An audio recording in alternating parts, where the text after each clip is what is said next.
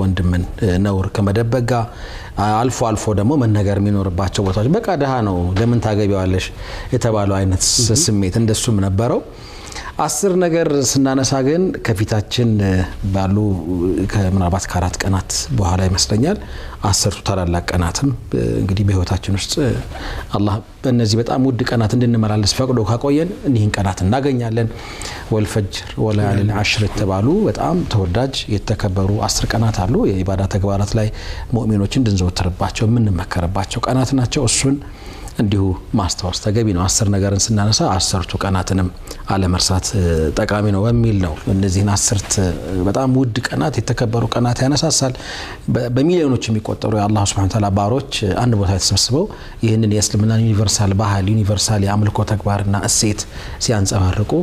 እንግዲህ አላህ ወስዶ ከነሱ ጋር ያደርገን ሀጅ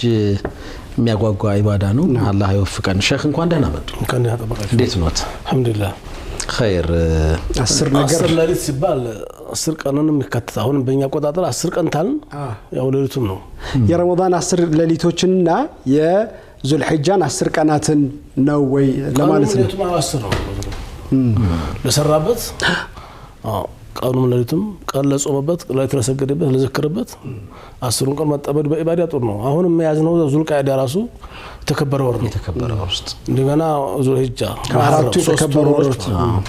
ረጀብ ለብቻው ፈንጠር ብሎ ቆሟል አማ እንደዚህ ተካታይ የሚመጡት ናቸው ዙልቃዕዳ ዙልሂጃና ሙሐረም በጣም የተከበሩ ወራት ናቸው አላህ ያላቃቸው ወራት ናቸው hatta ቂታል እንኳን የለባቸው ማለት ለርስ በርስ መገዳደልና መሰል እኩይ ተግባራት በአጠቃላይ ማይኖሩበት ተደርጎ ይወሰዳል እንደውም አንዳንድ ጊዜ ይገርመኛል እነዚህ 4 ወራት አላህ ያከበራቸው ወራት ናቸው ተብሎ ብዙ ነገር ይቆማል ከዛ ረመዳን ብቻውን ረመዳን ስለሆነ ታቆማል እንዴ